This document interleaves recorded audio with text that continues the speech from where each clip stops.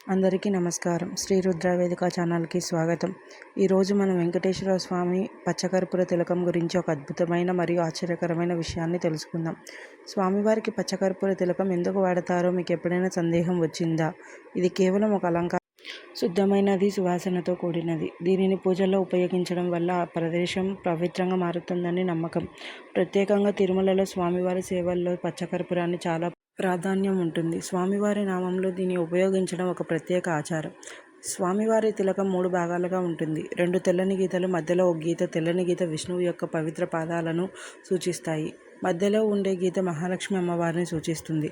ఈ తిలకంలో పచ్చకర్పూరం ఉపయోగించడం ద్వారా పవిత్రతను మరింత పెంచుతారు.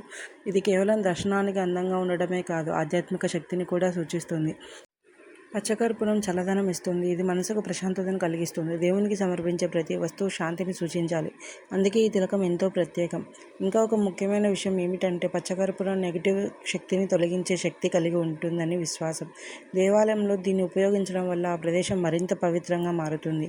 పూర్వకాలంలోని మహర్షులు, భక్తులు ఈ పద్ధతిని అనుసరిస్తున్నారు. ఇది కేవలం ఒక సంప్రదాయం కాదు, ఇది ఆగమ శాస్త్రంలో చెప్పబడిన విధానం.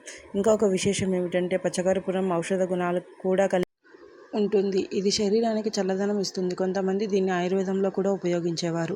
ఈ తిలకం విష్ణువు మరియు మహాలక్ష్మి అమ్మవారికి కలయికకు ప్రతీక. అంటే సంపద, శాంతి, క్షేమం, ఆశీర్వాదం.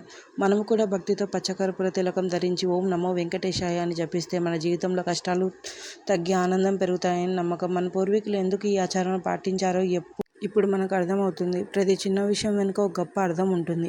అందుకే భక్తులు ఎంతో భక్తితో ఈ తిలకాన్ని ధరించి స్వామివారి ఆశీర్వాదం పొందాలని కోరుకుంటారు. శ్రీ వెంకటేశ్వర స్వామివారి కృప మీ అందరికీ ఎల్లప్పుడూ ఉండాలని కోరుకుంటున్నాను.